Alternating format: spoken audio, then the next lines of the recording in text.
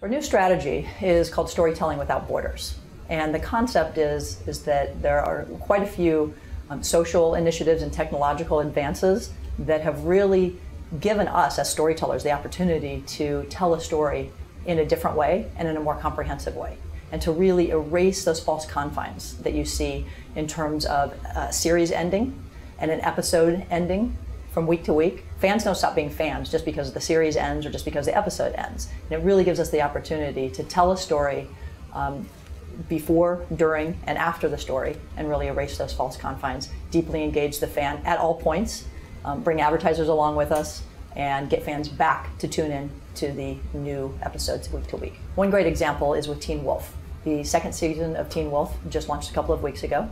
And with that, we also launched a new secondary storyline called Teen Wolf: The Hunt.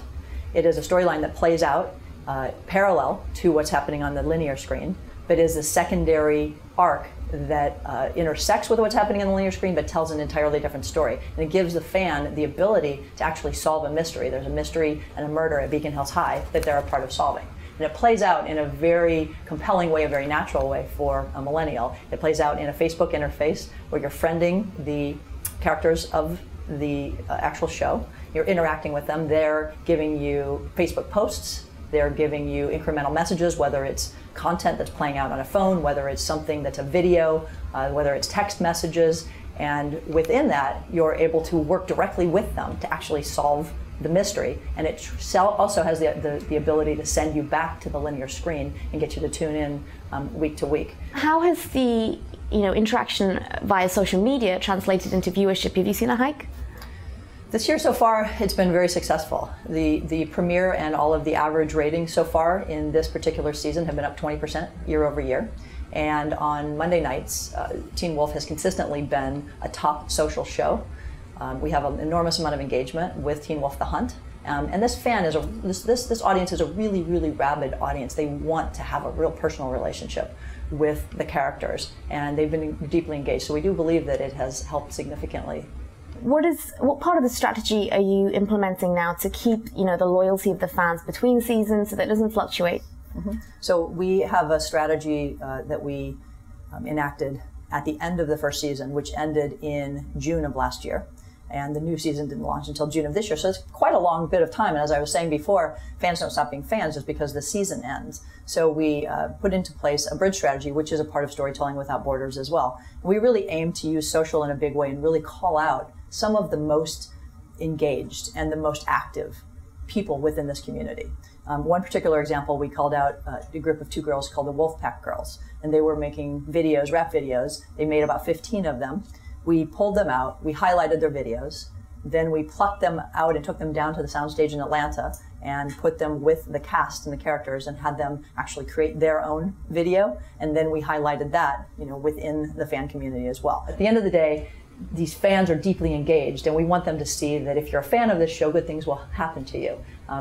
We had great success from season to season. Our Facebook fan base grew from 1 million to 1.5 million, so a 50% increase when we were out of season. We thought that was really successful. And in terms of monetizing this kind of new strategy, how exactly is this playing into advertising and revenue? What is the relationship there? Mm-hmm.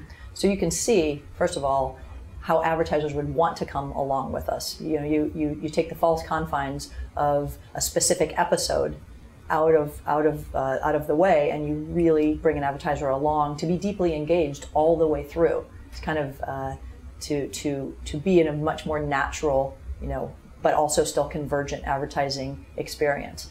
There's also some really great opportunities to be able to bring the advertiser in a really authentic way, because you're having the actual writers of the stories write them into the actual secondary storyline. And you can do that in a way that feels very natural. And millennials are very focused on being sold to or not sold to, and so they really appreciate if you weave it in very naturally. But it's we think advertisers will want to come along with us and be a part of this, because it's a very natural way to keep a very consistent relationship with the fan. So in terms of the digital strategy, how are you hoping to incorporate more social TV? Because that's clearly where it's all at now.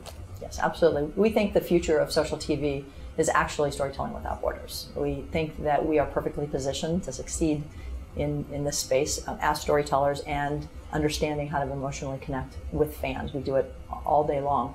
And whether or not we're using external platforms to program stories, whether that's social and so forth, or whether it's our internal properties, which we use really significantly as we're trying to tell these stories, whether it's our web properties, whether it's our mobile properties, whether it's our tablet properties, whether it's our second screen properties. By way of example, MTV's Watch With and VH1's Co-Star are great second screen products where we are curating the social conversation that's happening.